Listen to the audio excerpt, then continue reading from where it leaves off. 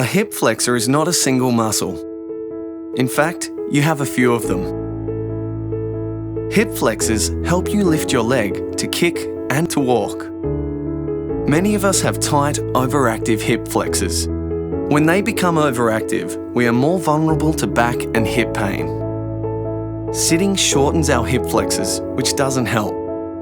But it's not the cause. To understand why hip flexors might be tight and overactive, we need to understand a little bit about our abdominal core. When you are relaxed, your spine shifts subtly.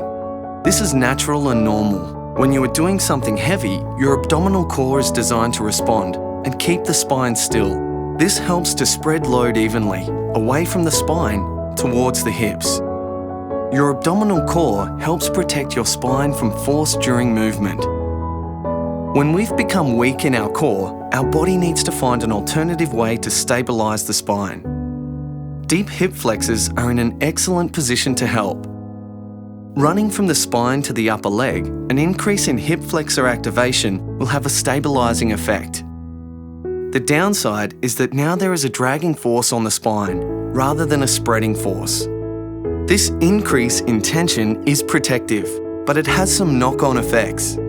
The pelvis can be dragged out of alignment. The upper legs can be drawn in, which then forces us to turn our feet to compensate.